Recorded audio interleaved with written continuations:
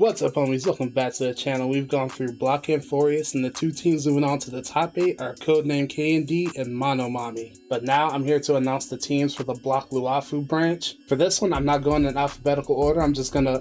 Now, all of my tier 2 teams are fairly solid, even if some of them are themed like the ones in tier 3. The difference here is the level of investment the units have. Some could and should be higher, but because of their current investment levels are held back. For example, my Destruction Slayer team featuring Shui, Fugue, Lingshan, Ruin Mei is definitely really good. Thing is, any sustainless break team without Dahlia or HMC is playing with a handicap, and since my E6 Dahlia would make any break team too powerful, we're left with this option. But Shui didn't earn the Destruction Slayer title for no reason. I believe she has what it takes to make it to the top 8. Now, let me ask y'all this. Who here does not like a gamer girl? And honestly, the 4 members of this team are absolutely lovely. Knifen Mario Party is definitely her jam. Rappa runs the top 500 charts in every single FPS on the market. March 7th is the baby gamer of the group who gets carried by the other 3, and of course the biggest carry is Silverwolf. She will cheat, cheese, and mod every single game no matter what, so she stays on top. And speaking of games,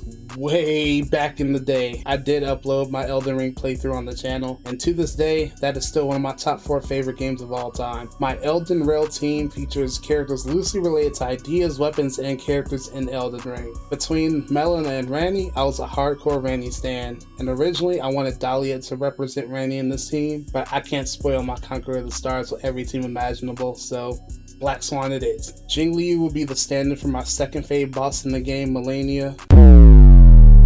Sushang will be the Rivers of Blood that Jingliu will wield, and Ashfell will be the stand-in for Blythe. Thanks to Silverwolf's bust, my dreams of powerful mono teams are a dream come true at last, but I still gotta let the thematic nature of the series shine. So for Cocked and Ready, we have our lovable Vengeance Seeker with a 6-shooter Booth. Natasha will be taking on the sustain role with her cannon, and Sushang will be making it rain with her giant cock. I think this team has a very good chance of victory. All Sushang has to do is stroll up and turn right.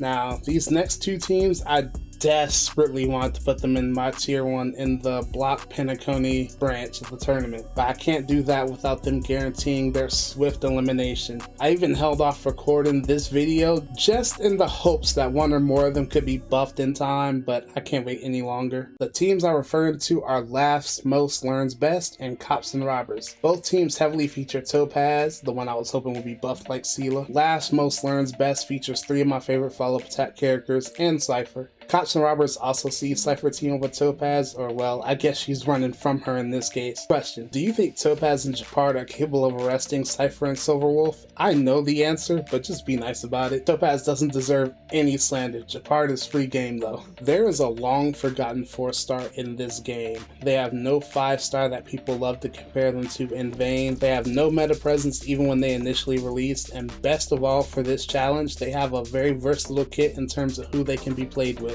Misha, one of the inaugural members of the Astral Express, is one of my favorite 4-stars in the game. Because of his skill point mechanic and destruction path, when he initially released, I loved to use him with Dill and Jingliu, but now he has an even greater DPS to pair with. Sparkle and Sparksy will fuel his ultimates like none other, and Dante will keep him alive long enough to use them. All the other teams on this list better watch out, because the lore strength on this next one is absurdly wild. Misfortune Tellers features Black Swan, Fushun, Yao Guang, and the ultimate self-classified misfortune, Dahlia. They will form one hell of a team to make their premonitions of reality against foes left and right. Will it be enough to dominate in-game? I hope so. But don't let me sway you, homies. You saw the chance to choose for yourself which 2 teams you believe will make it to the top 8 out of this qualifier. And to give you a hint, I'll go ahead and show you the randomized matchups right now. We got Elden Rail versus the Destruction Slayer. Shui wins, she gets to retain that title, because she'll be taking down Jingliu if that is the case. We have Laughs Most Learns Best versus Tip the Boy. Misfortune Tellers will be going up against Wee Cheesin'. Then probably the most